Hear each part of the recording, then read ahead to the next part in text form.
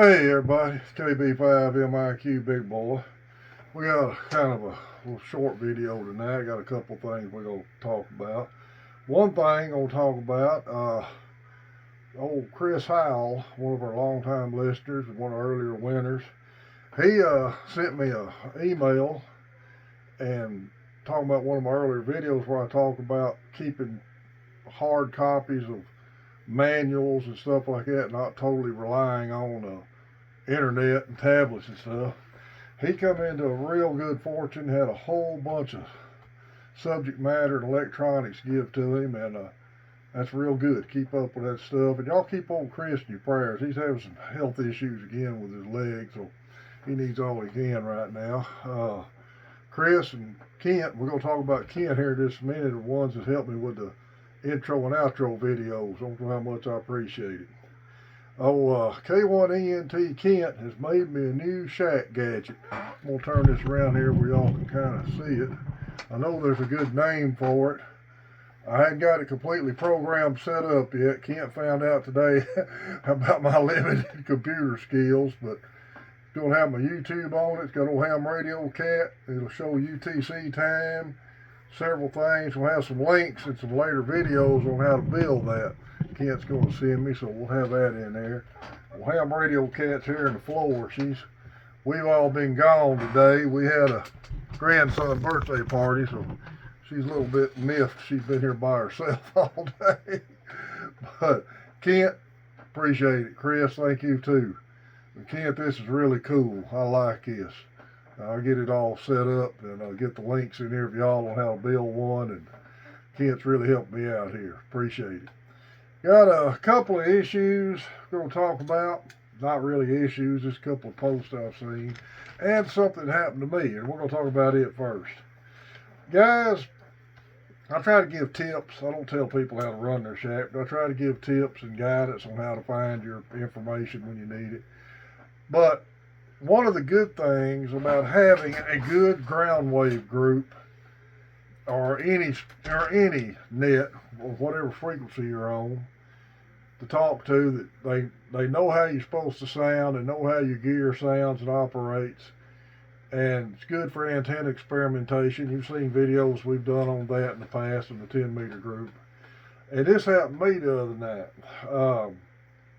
I made a goofy mistake. I was hooking up my radios and I hooked my HF rig to my 2-meter Yagi, and I hooked my 2-meter rig to my 10-meter Yagi, and the connections are side by side.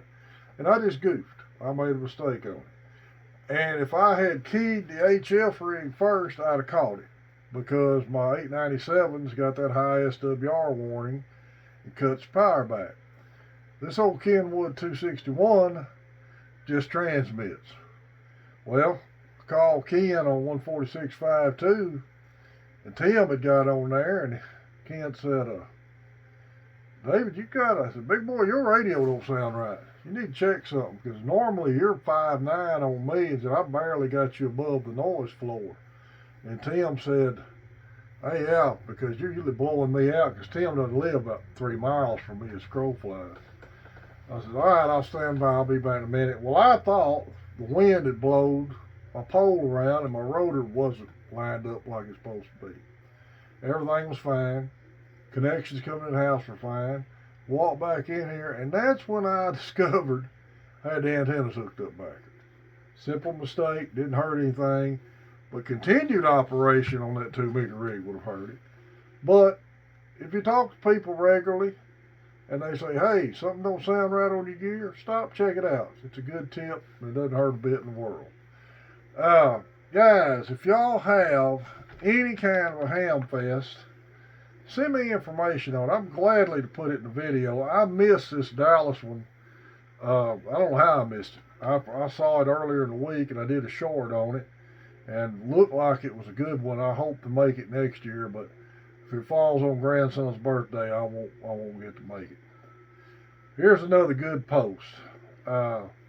This guy, I'm not going to put his call out, but he said, my 11-year-old has become quite interested in ham radio and wanting to make sure I know the best way to allow him to operate HF under my call.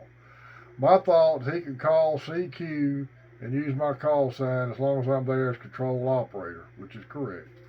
He made a contact on 20 meters a couple nights ago. He called CQ. This is so-and-so. And listening, he had a gentleman come back and immediately noticed that he sounded rather young. Gentleman asked for his call sign again. My son started stumbling over his words a little bit. He wasn't quite sure how to handle that exchange. I laughed a bit as the gentleman said he realized that Dad is in the background. My son replied, yes, this call is control operator and I'm his son. They exchanged signal reports. The boy had a lot of fun. And that's good. If you can ever get the opportunity to talk to a young kid on the air that's wanting to become a ham radio operator, talk to him. Encourage him any way you can. There's old ham radio cat. Right there. Hey, say hello, cat. Encourage any young person you can to get in this hobby. And talk to them and be friendly with them. Cody's son, W5DLX, he gets on there and talks to us on occasion, and we all talk to him. Glad to get him on there and get him operating, and hopefully he'll take enough interest to get his license. Jeff's got a grandson interested. Adam's got a daughter that's getting a little interested in it. So any way we can do to get these kids interested in it, help them out. We have new check-ins. If it's somebody that's recognized me from YouTube, I send them a card, welcome them to the net. If we get a check-in from a new guy that's just got on the air in the last year or less, I always try to send them a card. Just be friendly, welcome in the ham radio, and talk to them, and we all like to get them to check in the nets with us. One other thing, and you'll see a lot of this on social media, and if you guys post this kind of pic with this frequency set on your HF rig and you post it in a ham radio page, they're going to roast you for it. Guy, I don't even know what was going on. He posted a pic about his rig, answered a question about it, and a ham radio page with a 27.5 frequency programmed in on it. That's right in the middle of 11 meter CB band. And you're not going to get a straight answer. You're going to get criticized, ridiculed, for told to go to the CB group. So if you post a picture of your rig asking a question, take time to make sure you're in an amateur operating band, or you're going to get roasted on it. All right, guys, this is probably going to wrap this up for tonight. I've had a long day. I had to go see grandson. Went to the ham meeting this morning.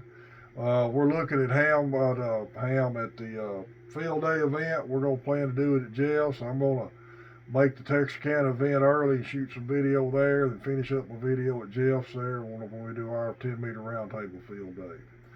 Y'all remember Main Trading Company, Paris, Texas? He has got more used gear hitting the side every day. I've got slides coming up on here for the Shreveport Ham Fest, and I think I've got one I'm going to start putting on here for the Mena Ham Fest. And I plan to attend both of them. If y'all see me there, be sure and holler at me. I always love to meet you guys at these ham fests and things like that, because invariably the first question I get asked is, how's old ham radio cat? And I always enjoy talking to y'all. This is KB5 MIQ Big Boy 73.